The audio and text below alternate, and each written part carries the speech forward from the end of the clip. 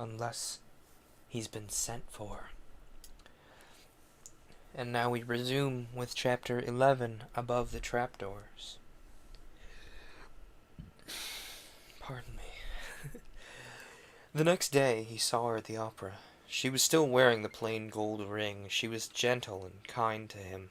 She talked to him of the plans which he was forming, of his future, of his career. He told her that the date of the polar expedition had been put forward, and that he would leave France in 3 weeks, or a month at the latest. She suggested, almost gaily, that he must look upon the voyage with delight, as a stage toward his coming fame. And when he replied that fame without love was no attraction in his eyes, she treated him as a child whose sorrows were only short-lived. How can you speak so lightly of such serious things? Perhaps we will never see each other again. I may die during that expedition. Or I, she said simply, and she no longer smiled or jested.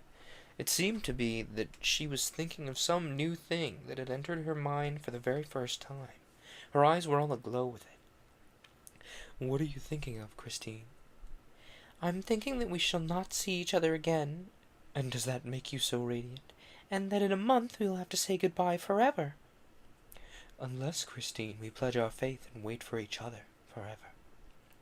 She put her hand on his mouth. Hush, Raoul, you know there's no question of that, and we shall never be married, that is understood. She seemed suddenly almost unable to contain an overpowering gaiety. She clapped her hands in childish glee, but Raoul just stared at her in amazement. But, she continued, holding out her 2 hands to Raoul, or rather giving them to him, as though she had suddenly resolved to make him a present of them. But if we cannot be married, we can be engaged. Nobody will know but ourselves, Raoul. There's been plenty of secret marriages. Why not a secret engagement? We are engaged, dear, for a month. In a month you'll go away, and I can be happy at the thought of that month all my life long. She was enchanted with her inspiration, and then she became serious once again. This is a happiness that will harm no one. Raoul absolutely jumped at the idea, and he bowed to Christine and said, Mademoiselle, I have the honor to ask for your hand. Why, you already have both of them, my dear betrothed. Oh, Raoul, how happy we shall be. Oh, we must play at being engaged all day long. And it was indeed the prettiest game in the world, and they enjoyed it like the children that they were. Oh, the wonderful speeches they made to each other, and the eternal vows they exchanged. They played at hearts as other children might play at ball, only as it was really their 2 hearts that they flung to and fro, they'd be very, very handy to catch them each time without hurting them. One day, about a week after the game began, Raoul's heart was badly hurt, and he stopped playing and uttered these wild words. I shan't go to the North Pole. Christine, who, in her innocence, had not dreamed of such a possibility, suddenly discovered the danger of the game and reproached herself bitterly. She didn't say a word in reply to Raoul's remark, and went straight home. This happened in the afternoon in the singer's dressing room, where they met every day, and where they amused themselves by dining on 3 biscuits, 2 glasses of port, and a bunch of violets. In the evening she didn't sing, and he didn't receive his usual letter, though they had arranged to write to each other daily during that month. The next morning he ran off to Mamma Valerius, who told him that Christine had gone away for 2 days. She had left at 5 o'clock the day before. Raoul was distracted. He hated Mamma Valerius for giving him such news as that, with such stupefying calmness. He tried to sound her, but the old lady obviously knew nothing. Christine returned on the following day, and she returned in triumph. She renewed her extraordinary success at the gala performance, and since the adventure of the toad, Carlotta had not been able to appear on the stage. The terror of a fresh croak filled her heart and deprived her of all power of singing, and the theatre that had witnessed her incomprehensible disgrace had become odious to her. She contrived to cancel her contract, and Day was offered the vacant place for the time. She received thunders of applause in the Juive. The Juive? I would assume that's Juive, since it's, French. The Viscount, who, of course, was present, was the only one to suffer on hearing the thousand echoes of this fresh triumph, for Christine still wore her plain gold ring. A distant voice whispered in the young man's ear. "She's wearing the ring again tonight, and you didn't give it to her. She gave her soul again tonight, and she didn't give it to you. If she will not tell you what she's been doing the past 2 days, you must go and ask Eric." He ran behind the scenes and placed himself in her way, and she saw him, for her eyes were looking for him. She said, "Quick, quick, come." And she dragged him to her dressing room. Raoul at once threw himself on his knees before her, and he swore to her that he would go, and he entreated her never again to withhold a single hour of the ideal happiness which she had promised him. She let her tears flow, and they kissed like a despairing brother and sister, who have been smitten with a common loss, and who meet to mourn a dead parent. Suddenly she snatched herself from the young man's soft and timid embrace, seemed to listen to something, and with a quick gesture pointed at the door. When he was on the threshold, she said in so low a voice that the Viscount guessed rather than heard her words, "Tomorrow, my dear betrothed, and be happy, Raoul, I sang for you tonight." He returned on the next day, but those 2 days of absence had broken the charm of their delightful make-believe.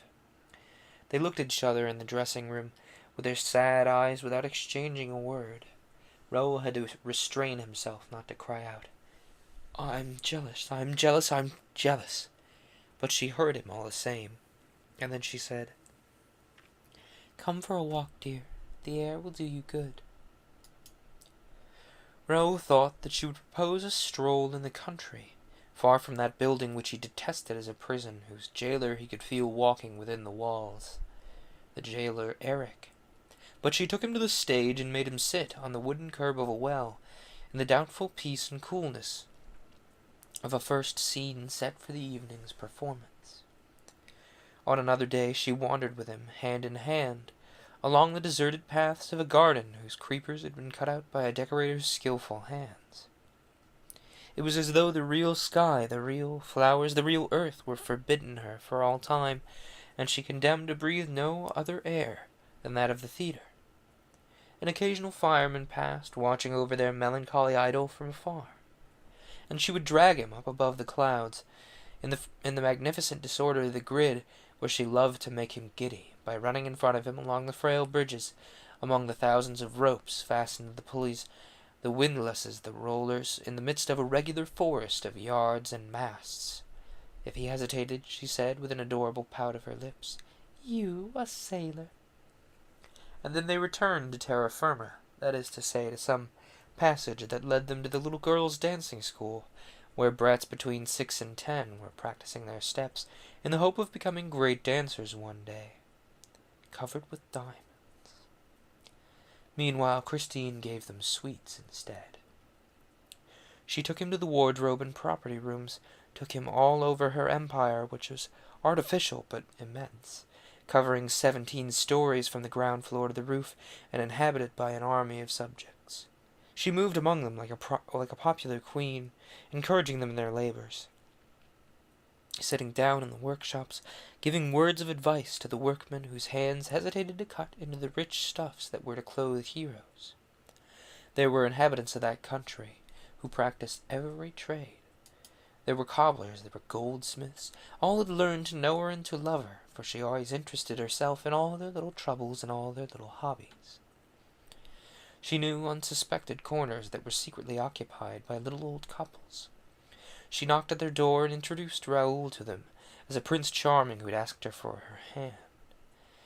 And the two of them, sitting on some worm-eaten property, would listen to the legends of the opera, even as in their childhood they had listened to the old Breton tales.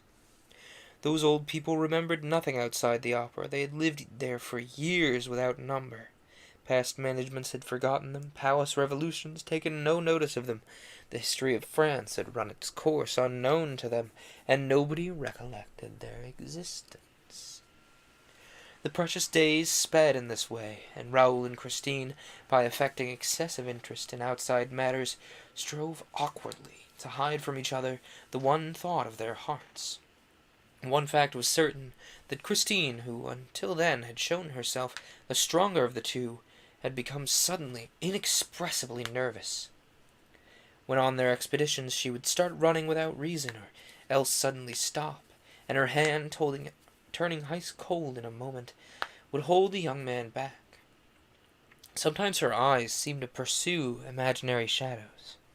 She cried, "This way, and this way, and this way," laughing a breathless laugh that often ended in tears.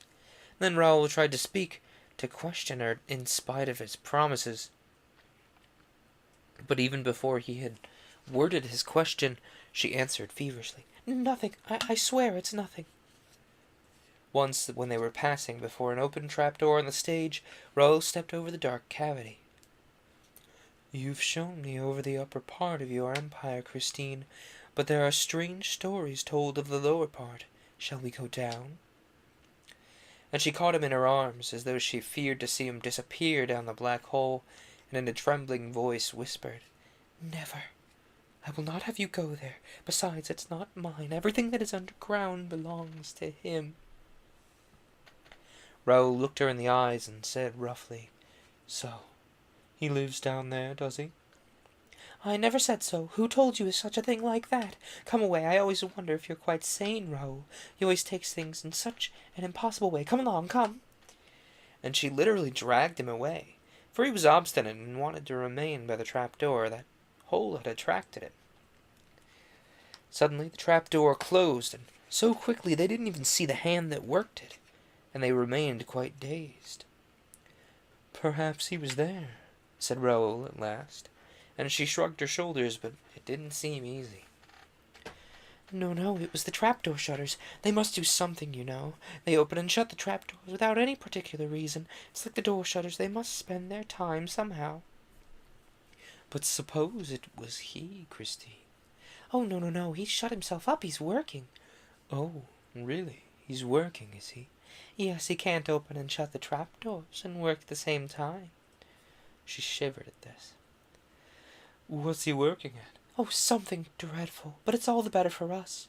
When he's working at that, he sees nothing. He doesn't eat, drink, or breathe for days and nights at a time. He becomes nothing more than a living dead man. He has no time to amuse himself with the trapdoors." She shivered again, and she was still holding him in her arms.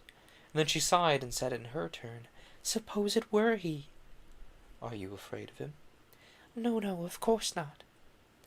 For all that, on the next day and the following days, Christine was careful to avoid the trapdoors.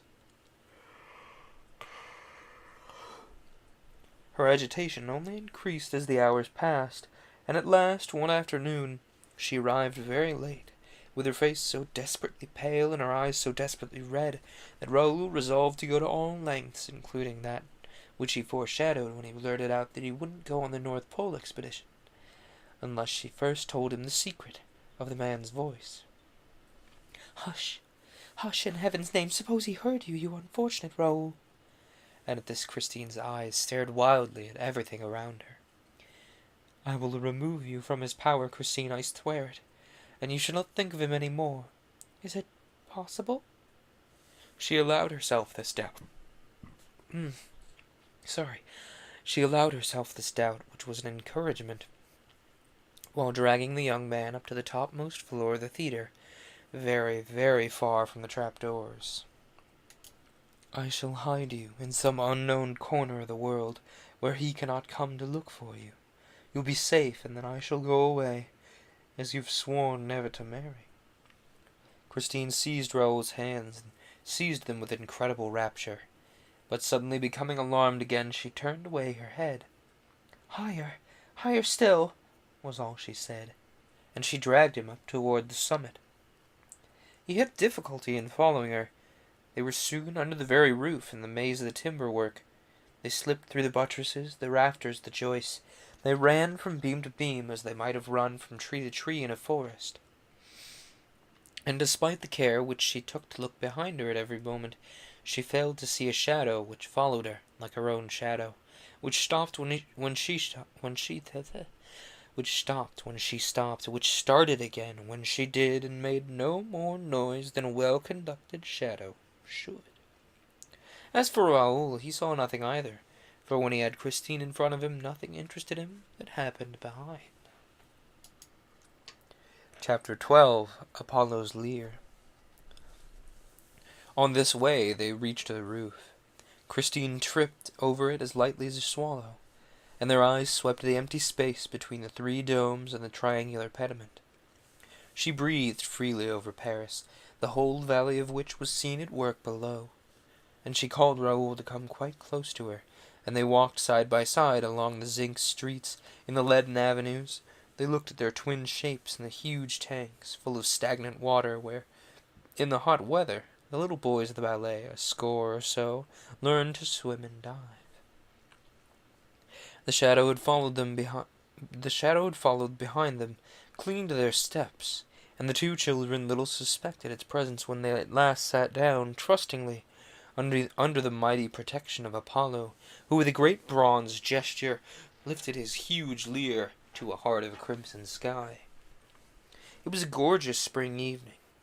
Clouds, which had just received their gossamer robe of gold and purple from the setting sun, drifted slowly by, and Christine said to Raoul, Soon we shall go farther and faster than the clouds, to the end of the world, and then you will leave me, Raoul.